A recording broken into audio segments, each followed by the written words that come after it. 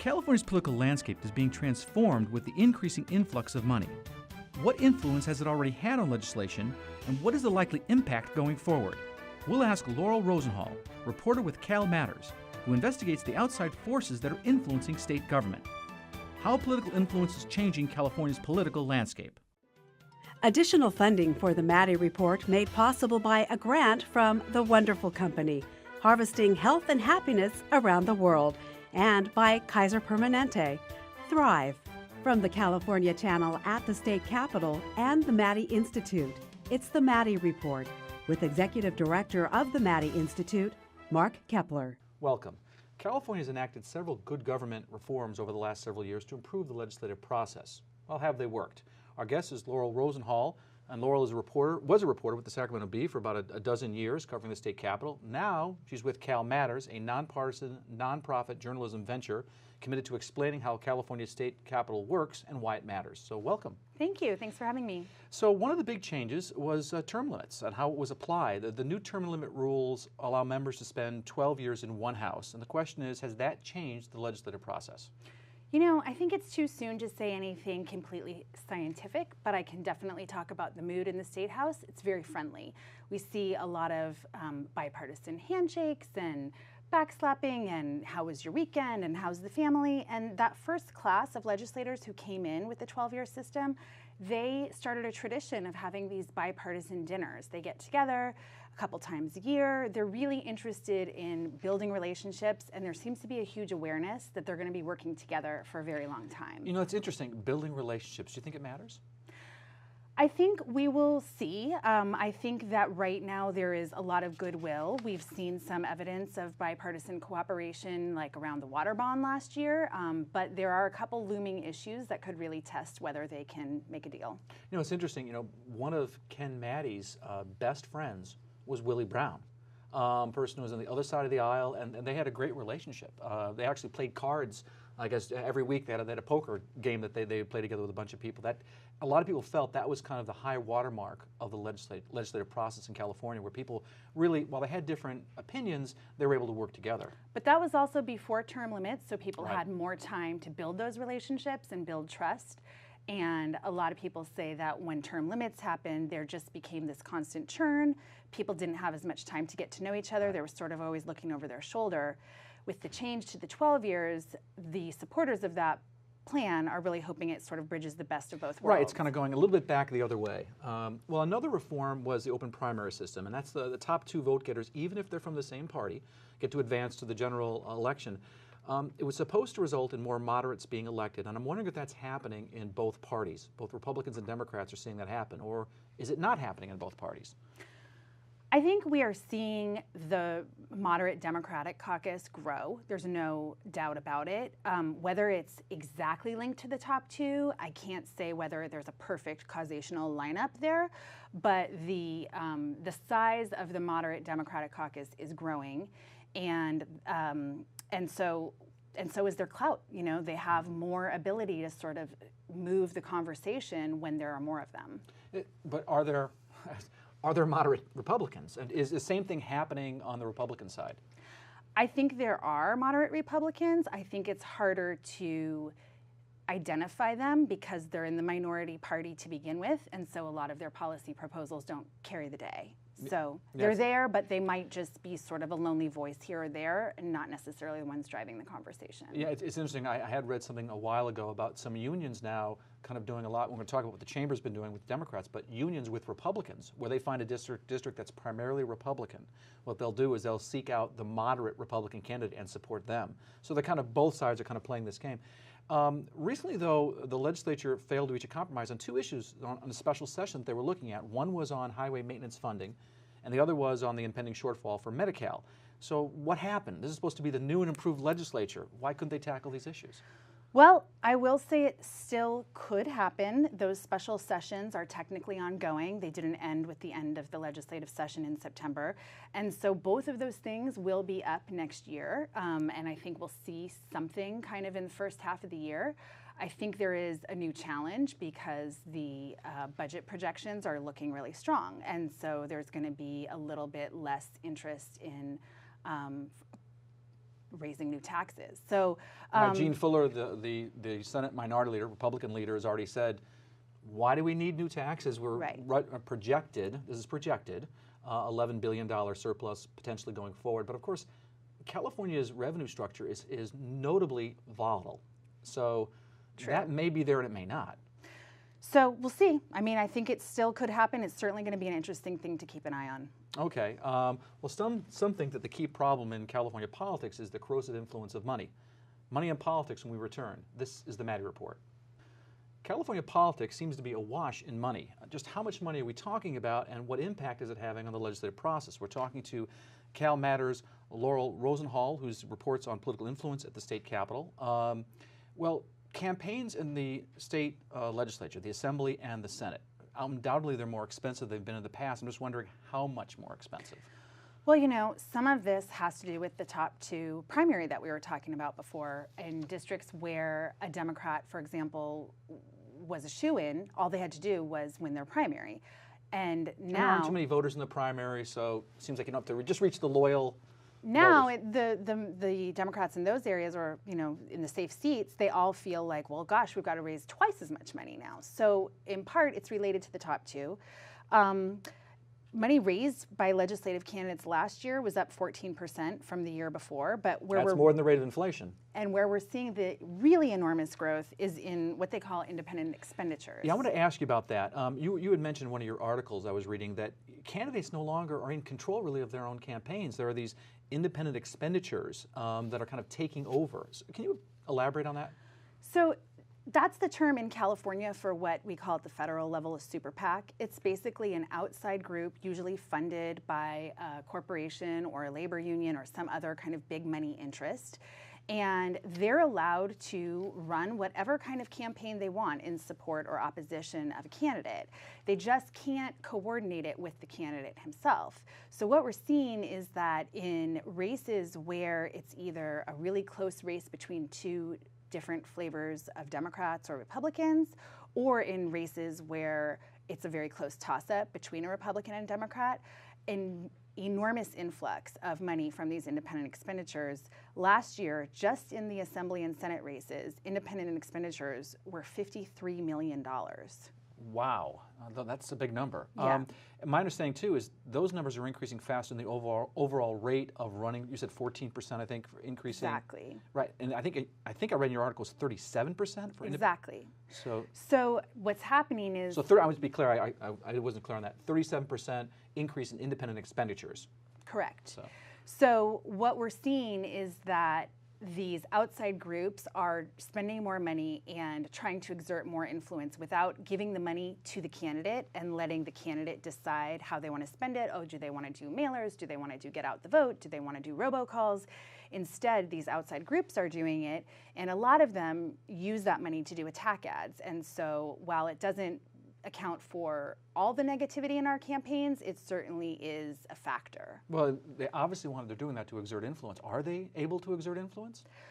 Well, candidates, if they win, they get to Sacramento. I mean, they know who spent what money to help them get there, even if the money didn't land in their own campaign coffers. So I think that, you know, there's no doubt that that money has influence in the building. Someone said, I'm sure you probably know, someone said that money is the mother's milk of politics, and it sounds like independent expenditures are really having an influence because that's where all the money is coming in. Yep. And the main thing that makes them so powerful is that they're unlimited. So if someone wants to support someone who's running for Assembly or Senate, there's a legal limit on how much they can give. I think it's $4,200 this year.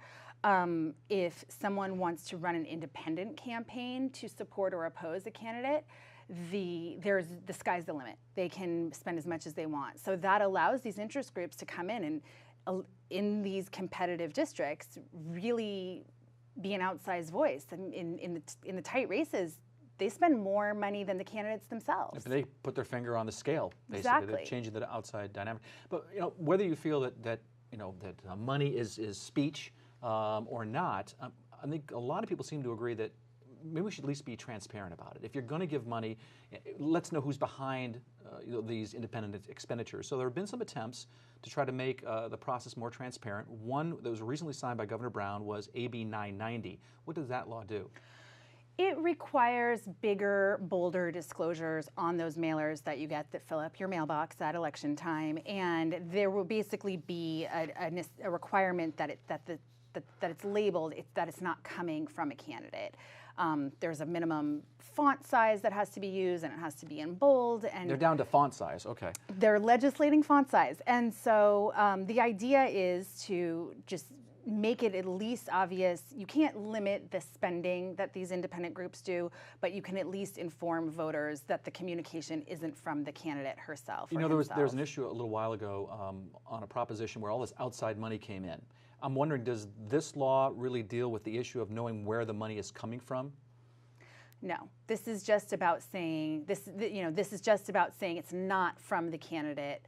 It's from another group. That's all this addresses. And the bill was carried by an assemblywoman, Susan Bonilla, who ran for Senate, lost, but it was a race that very expensive campaign. It was an unbelievable amount of independent expenditures. And so it's not surprising that she sort of noticed in her community how many mailers were coming to people that it's very hard to understand. You know, that was in the East Bay, Concord area. I want to get this last question in. We've got about 30 seconds left in the segment, and that is about new tech ventures like Uber and Airbnb that allow people to share their car or their home. They seem to be becoming players in the political arena. What are the implications for their growing influence?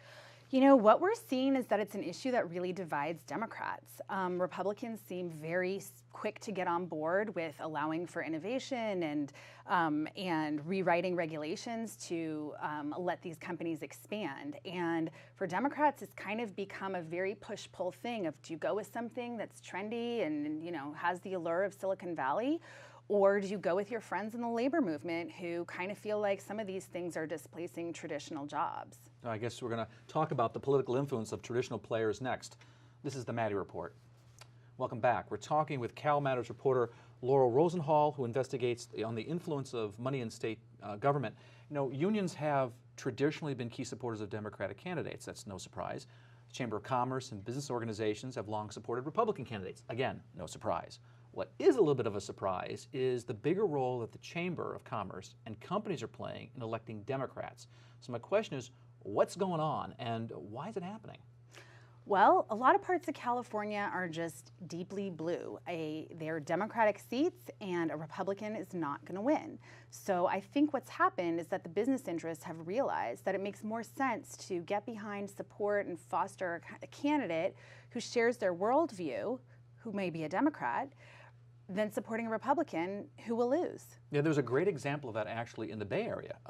In Senate District 7 last May, Steve Glazer beat Susan Bonilla. I hope I'm saying that right. Right. And could you explain a little bit about that election?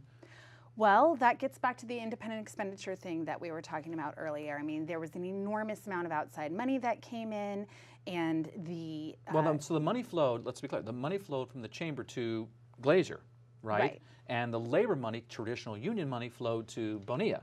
Correct. And Glazer won. Correct. And I was looking at the voting record in terms of the chamber position, and Bonilla, when she was in the assembly, had a 16% pro-business voting record for the chamber. Glazer, since he's been elected, has a 77% pro-business record. So clearly the chamber put the money on the right person. So that's just interesting. So we've now got this kind of Democratic pro-business caucus kind of emerging. That's right. So how many people are in this caucus? Well, it's a very unofficial caucus, so there's no roster, there's no list you can turn to see exactly who's in it. And overall, it's bigger and more persuasive in the Assembly than in the Senate. But on any given issue, it could range on the low end from maybe 9 or 10 moderate Democrats to on the high end, 20 to 22. It just depends on what they're voting on. The true-ish. Okay, so have they influenced any recent legislation? There were huge players in the climate change issue that went through the legislature this year. Okay. There was a bill called Senate Bill 350. It was a big priority for Governor Jerry Brown and for the Senate Democratic leadership. And it would have reduce the amount of petroleum products that California uses, in other words, cut the gas consumption by 50%. It would have increased the amount of renewable energy that we use for electricity. And this is a bill that moved through the Senate without many problems.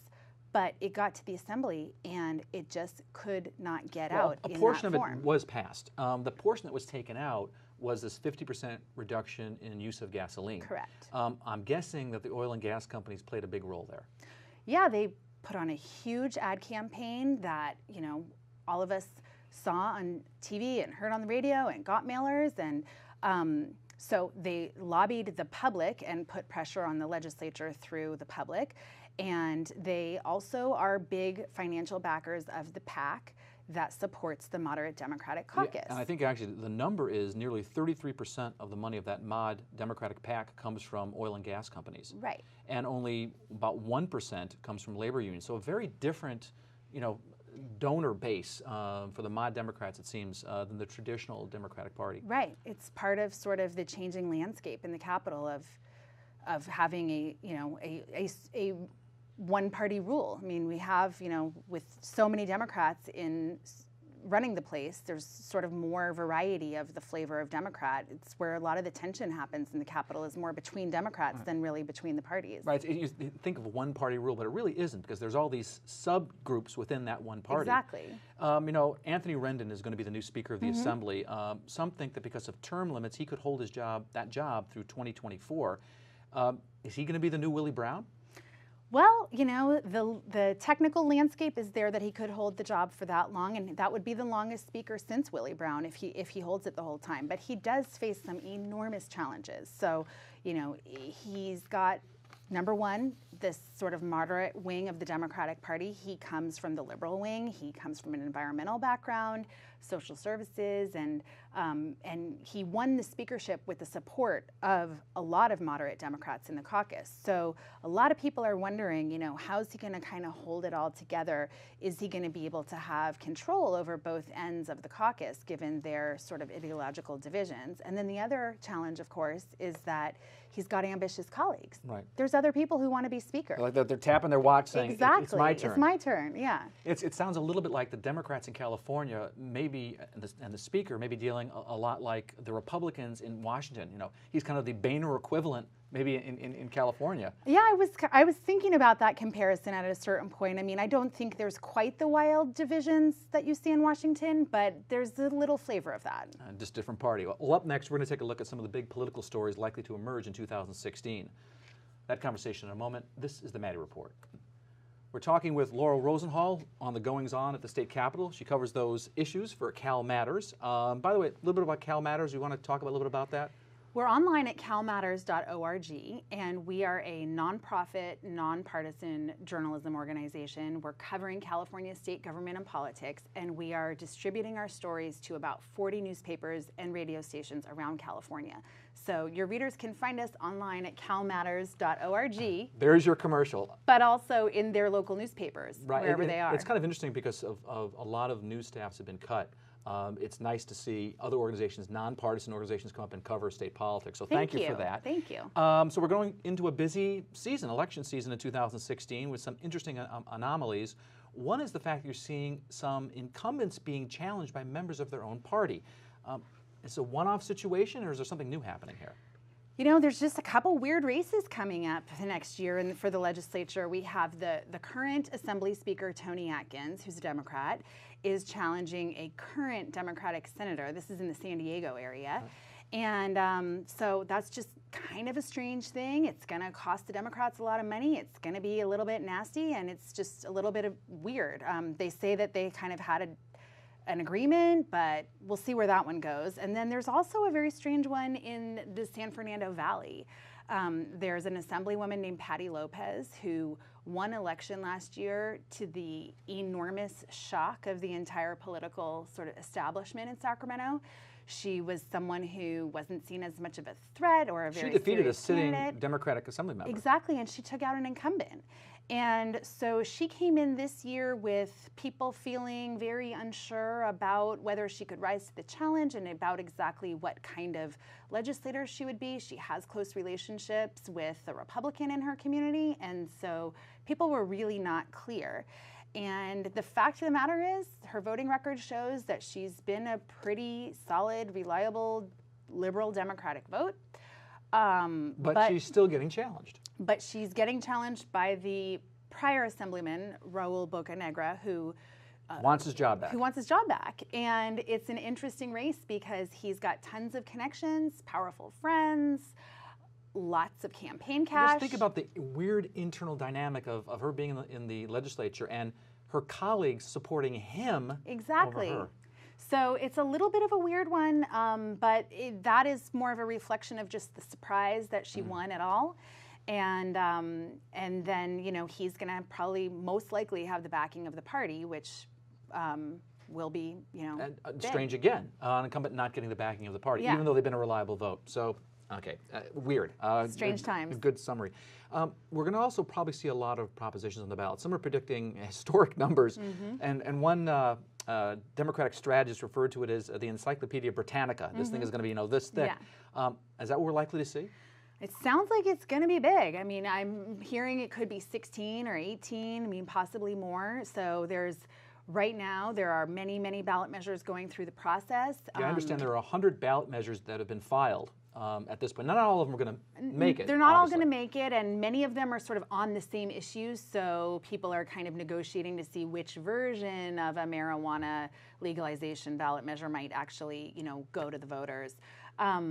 But there are going to be a lot of initiatives on the ballot, and there's going to be kind of a pet issue to interest any kind of person. There's just going to be an enormous diversity of issues on the ballot. One of the things interesting, Dan Walters in the Sacramento Bee wrote that liberals now are using the proposition process, initiative process, to kind of get around the mod Democrats and the Republicans in the legislature. So, you know, that's the way they're dealing with it. Like the minimum wage, or right. So let's talk about that for a moment. We've got about a minute left in the segment, and that is, you know, the propositions we're likely to see in the November ballot. Any strike you as particularly interesting? Oh, there's a ton of interesting things. There's most likely going to be, you know, questions about marijuana legalization, questions about gun control, questions about raising the taxes on cigarettes. There's going to be school construction bond. There's going to be other kinds of taxes. There's also that extension. Yeah, the taxes are always a big issue, right? And the extension of Prop 30, which the governor said is a temporary tax. He's not out there proposing this, but there are others in the legislature and other